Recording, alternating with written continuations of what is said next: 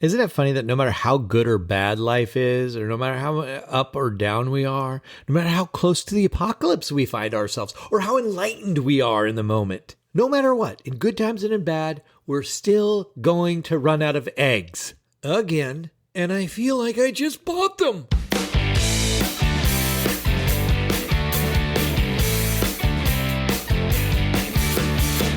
You are listening to ADHD Big Brother, the podcast for adults struggling with their ADHD, their comorbid depression, their anxiety. Oh, it's just a hoot. I'm your host and your ADHD Big Brother, Russ Jones. I've got ADHD too. I've got depression as well. It's crap-tastic. So let's learn some stuff. Let's laugh at some stuff. Let's make some commitments to do some stuff. Ladies and gentlemen, here's some stuff. Welcome to the podcast. I'm happy you guys are here. Even though I can't see you, I'm happy. The fact that you showed up to listen, am I with you on a walk? That's awesome. Get that cardio going. Are you doing your housework? I'm so sorry, but way to go. I hope this makes it easier for you. I'm going to share some ADHD Big Brother stuff right quick. Inside our membership community, we have a few events happening mid-April. I'm trying to do things in advance. It is really hard for me to do. I am a last-minute Larry. There's some events happening mid-April. They're similar to Conquering Your Turd Mountain. If you guys remember hearing about that, I'm calling it ADHD School Spaghetti 101. Even though I'm not a crazy educational person, the title seemed fun to me. It's taking a look at how you manage the life cycle of a task. And this is born out of what I've seen in my one-on-one coaching practice. It's what I see in people's systems. Generally, life is chaos. It's overwhelming. We have too much shit to do. We can't get our head around it. And when we audit how we handle the day, there are really, you see inefficiencies in the process. Not to sound too clinical about it, but it's not too hard to spot. And so I love this workshop. And it's not me lecturing you on how you're fucking up. I'm not coaching anybody. We keep it small. So these will be like 7 members maximum, and it's interactive. We discuss our 5 areas, which I'll tell you in a minute, but it's where we are now with those areas. It can be very eye-opening and helpful, I find, to hear how other people are handling their stuff. And then I share how I currently am handling my stuff. And the areas are how we capture ideas, how we prioritize, how we calendar, how we handle out of sight, out of mind, and how we handle the moment. Because it doesn't matter how tight and efficient your scheduling and your planning is. In the moment, you won't want to do the thing. So there's tools to work on that. And what are those tools? It's a great opportunity to experience how other people can help your journey. And that's my main mission with our membership community. Just in general, that's it's so important. And then I'm also going to be bringing back accountability buddies around the same time. We're partnering up, maybe in groups, to get shit done. So if you're looking for that extra support, join now. We have a body doubling room challenge going on right now. There's a few of us trying to get 30 sessions in the body doubling room. Who's the first that can get there? So that's that. The membership community is my answer to how you can get the benefits of ADHD coaching without the cost. This is as good as it gets, in my opinion. If you know how to log into an app, there you go. Join the community and then download the app. If you do need more high-touch help, I have one-on-one slot as of this recording. If you need that private coaching or consulting, I do them both. Coaching to me, it's like when you basically have the answers inside of yourself, you have epiphanies and they just need to be popped out like a zit. Oh yeah, you didn't know that that's what an epiphany was? Yeah. It's the spiritual equivalent to popping a zit. It can be so satisfying, right? But it's not without its pussy goop. And so that is the work to be done. There is cleanup to do. And I ask you the questions and challenge you and hold you accountable to honoring your solutions. Consulting is like when you have no idea and you just need the answers that will work for you and your brain. You need some guidance. I operate on both sides. It really depends on you. And so I'm also opening up another weekly group for our consistency crew. That one, if wrangling your shit and doing the things is something that you need that extra help with, extra visibility, extra accountability, consistency crew is great for that. And I max those out at 4 to 5 people because you have to participate. This isn't one of those sit back and passively try to absorb the learnings. You already know the things. You know it's the dopamine already. You know it's your neurotransmittal blasters aren't firing when you're trying to send the emails. You know there's a fucking problem. So let's solve it for you. I'm not so crazy about the learning anymore. I've read all the books too, you guys. I mean, what are we going to do? Hope that somebody's book now has that one piece of missing information that we've been waiting for. Oh my God, everything makes sense now. We thought it was dopamine A. Guys, it's dopamine C3PO. They've successfully broken dopamine into 15 parts now. So which one is it for you? Oh my God. I'm talking out of my ass right now, so don't Google how many dopamine participles there are. I'm just making a fucking joke about it. How about we try this? Because I'm not anti-science or reading books. I love that stuff. But while you are digging into it, while you're learning about yourself and whying yourself and whoing yourself and whatting yourself, while you're doing that, let's take the car out on the road and drive it. Let's get into it. Let's learn by doing and sucking and failing and sucking harder with people that don't judge. Suck at life, be curious, zoom out and be objective. Like, what happened? Factually, what happened? Okay, whatever. I'm in coach mode. Moving on. If you need help, book a chat. It's in the links in the show notes. All right, mental health report. Okay, we're normalizing talking about our skull spaghetti, right? Yes, we are. That's what we're doing. Yes. We're not always fine. We got to talk about the good, the bad, and the weird, right? We need a place where we can explore and be ourselves. So I will do my part. Here's me. This is the Russell Jones Mental Health Report. Doo-doo-ding-ding-ding, squonk. Let me peel my onion down for you. If you've been following along, I've been in a low mood state. That is such a nice way to say I've been so depressed. It's been pretty bad. The intrusive thoughts were pretty sucky. But that was then. This is me today. I don't want to say I resonate with the idea that I'm coming out of a depression. That just doesn't seem right. What I would say is that the intrusive thoughts, they're not as debilitating. I'm not as lassoed by them. They happen. They're there. They're like annoying flies buzzing around me. And it's sort of like, you know, like a cow or a horse tail. I'm not shooing them away. They're a little bit easier to shoo away. So I don't actively feel like I'm not depressed, but I'm not debilitated by it currently. And so that's yay for me. And I'll tell you a couple of things that have been helping me. Obviously, the membership community, that's where I live and where I get all my own stuff going. So thank you guys in there. Sharing in there helps. Doing the challenges that I'm doing is helpful. Shout out to Debbie. Debbie's made a challenge, and I'm using that one to meditate every day, and that's working. It's helping. I'm in the body doubling room a lot. That gets me out of my head. It helps. I'm also trying this new thing that I learned when I was being interviewed for this ADHD Toolbox Live event thing. I'll link the event in the show notes if you guys want to register for it. It seems pretty cool. It's like a 2-day event. It's free. A lot of heavy hitters in there. A lot of big timers. A lot of biggies. Your Brooke Schnittmans, your Nikki Kinzers, your Jeff Coppers, and your Eric Tivers. The superstars, you know. You can go watch them live. This is how they promo it. I'll just read it. Top experts reveal secrets for reduced anxiety, improved focus, and emotional regulation to dramatically improve behavior. All right. You got behavior you want to improve? You got an emotion you want to regulate? That sounds good to me. Learn from the masters themselves. But I was interviewed by Alma Galvin. I believe that's how you pronounce it. For the pre-recorded side. Had a blast talking to her offline about her life, her story, and I was doing some shit talking about affirmations, as we know that I'm wont to do. I love to do a good shit talk about affirmations. You guys have been depressed, okay?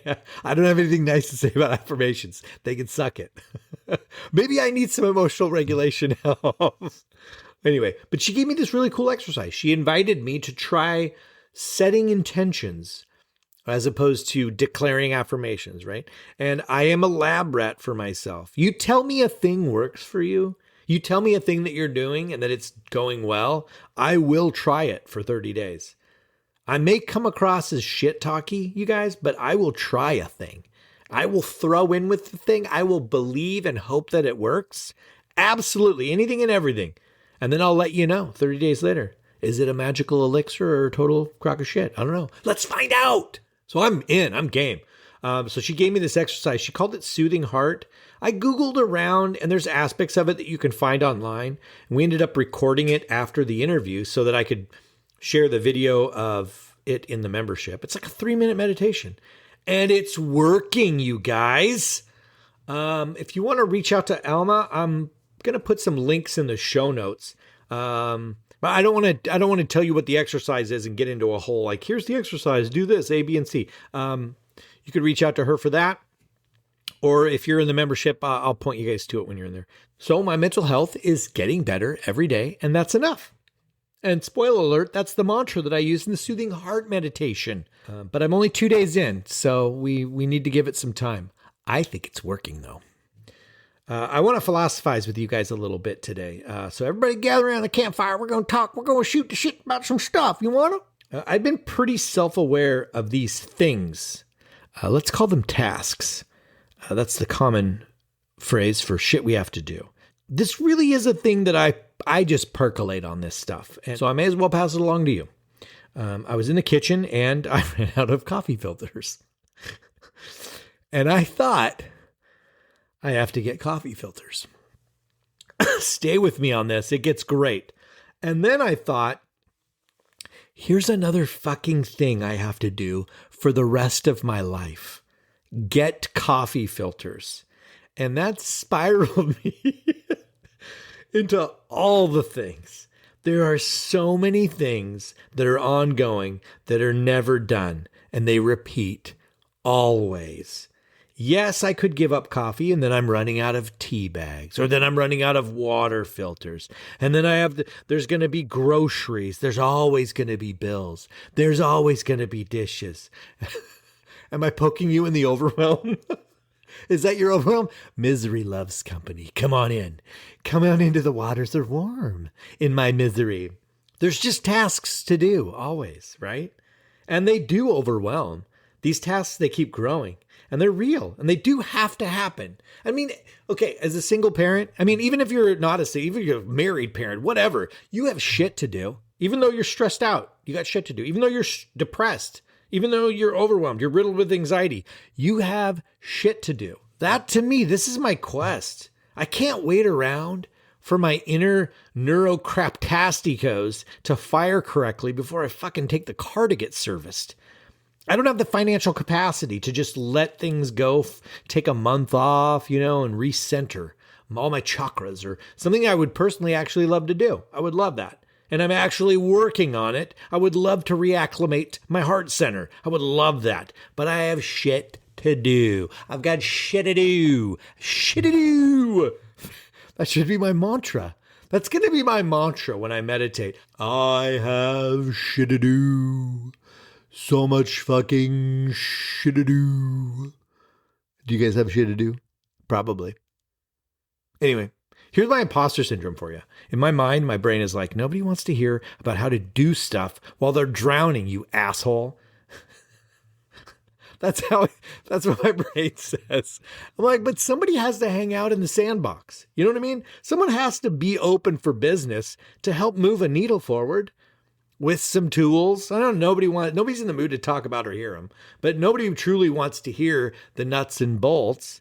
Because we keep hearing it. We keep hearing that these are the things that we need to do. But we want the hugs and the cuddles. I do. That's what I would prefer. I would prefer a big ass hug. Emily, you're on notice. I need a hug. I love hugs and cuddles. Someone to tell me that it makes sense that I feel this way. I love that. Hugs and cuddles are awesome. But Wednesday, Wednesday's still coming with all its bullshit Wednesdayness. I'm not going to meditate my taxes away. So, I mean, what do I do with my time? I wholeheartedly throw in with it. I don't know how to say this. Like the holistic stuff, that's the kind of person I am. I am that kind of, I think it's all great. I do all kinds of exercises and resets and meditations. I'm a holistic motherfucker. I don't take pills for my skull spaghetti because I mean, they work great. I happen to be the side effects guy. If you guys listen, you know that. So it's no big deal. I made a choice. I don't want to experiment with the 500,000 options there are medicinally. I don't have it in me to try them all out until I find one that works. I'm not up for it. Maybe that changes later. So I'm doing the holistic work. Even if I might sound a little on the shit talky side, I like it. I do it. But the work takes time. Holistic work is rarely, if ever, an immediate sort of fix. It always, with me, this is my experience with it, the realization that is always a hindsight. Like I meditated for years, and then one day something doesn't bother me like it used to, and I think, oh, meditation. Huh. How about that? How about that now? Who'd have thunk it? So how do we handle Wednesday? I can't shove a year's worth of meditating and holistic wellness into Tuesday afternoon in preparation for my god-awful Wednesday. Wednesday is coming, and it's still going to be too much. It's still going to bite me in the ass, and it's still going to try to keep me down and freak me out, whatever it is. So what about all these things that we hate? We say they won't work for us because we know ourselves and we've tried them before. The tools, the tricks, the timers. Who's sick of hearing me talk about timers? Tips, strategies, the to-do list stuff. If you hear the word to-do list one more time, are you going to punch me? Calendaring. Who wants to murder me over the word calendaring? These things that make us feel like a remedial child, the things that we don't want to feel like we need, things that we are so overhearing about, yet but we don't do them, right? They're these practices to survive Wednesday so that Wednesday night, like when we accomplish the tasks of Wednesday, that we don't have as much guilt or shame of having not done the thing again. And we can actually feel okay about maybe carving out a little time for that holistic stuff, whatever it is, Finally get your crystals lined up in a row, or tarot cards, or pray, or take your bubble bath, or try to shove the wall over. Do those kind of exercises, or your guided chakra meditations. I like those. You could do them guilt-free, preventative style, instead of like how we normally do it in order to just recover our mental health in the moment. Anyway, we're all different. We're all unique. Maybe you want a break from thinking about Wednesday. And I think that's cool. I want you to take care of your skull spaghetti. That's, I think, the number one order of the day, right? Take care of your skull spaghetti. But I'm always going to be focused on Wednesday. That's my role on this planet, is to give a shit about Wednesday. Somebody has to still give a shit about Wednesday. So when you're ready to handle Wednesday, I'm here for it. I have a buttload of tools and tips and tricks and strategies and encouragement. I've got all kinds of light in me for you. I just, struggle to point it at myself sometimes. But I'm not afraid of your chaos. I think it's a beautiful mystery of how we specifically efficiently manage our time. I think I've just exposed myself as being like a nerd for moving our needles forward. But seriously though, ask yourself this. Okay, so if you did the things that you said you were going to do, that you said you had to do, if you did them when you said you had to do them, and you were able to decide you needed to do them today, you decided what you needed to do today and what you didn't have to do today, and you decided those things. And then if you made those decisions for Wednesday and you did them, how would that be for you? And I mean, I know it would be great if we could do them all while we're skipping to the beat of our favorite song, frolicking about. What if you did them while you were super fucking angry or sad or confused or overwhelmed or apathetic? How many times did I do shit apathetically? And what if you were able to thoughtfully decide on a time when you were going to do your holistic stuff, your self-care stuff? It was a shitty task to accomplish, it's a to-do item. What if you were able to have that Wednesday? What would that look like for you? What if you did that 5 out of 7 days? Who would you be at the end of that week? So this is my opinion. Apologies for my bluntness. If you have ADHD, you have ADHD. That is your brain. It's a type of brain. And you naturally suck at this stuff. naturally suck at this stuff. This is our gift. This is, this is our superpower. You know what I'm saying? So now what? What do? Learn skills. And we've already learned them. We've learned them all, right? You've watched every single one of the YouTube videos. You know the skills. Try the skills. Take it beyond, I can see it not working for me. That's not for me. I don't like it. I don't like those skills. These are the skills. Practice the skills. And by actually practicing, by doing them, you're going to figure out how to make them work for you. That's where the beauty and the creative process of these bullshit tasks and doing them comes from. From doing them, you'll realize things like, what if I did this instead of that? That's when those things come. They don't come idly sitting back and dwelling and figuring out. It comes from the doing, in my experience. Practice them again and again and again and again and again. It takes like 6 months for things to become the new autopilot. It takes a long time. So that's 6 months worth of making a decision. And decision making can be very, very hard. And that's it. That's it. Yeah. Decisions are hard. All right. Thanks for coming to my TED Talk. Anyway, that's all I wanted to talk about today. My challenge for you guys, hey, try this. Plot out your Wednesday on a Tuesday. Yeah. When you have the energy to figure out a Wednesday. It's super hard to do this stuff in the moment. So figure out your Wednesday on a Tuesday. Be realistic and thoughtful about what you can truly accomplish and what you will accomplish. Don't shove your whole to-do list on there with all your hopes and your dreams.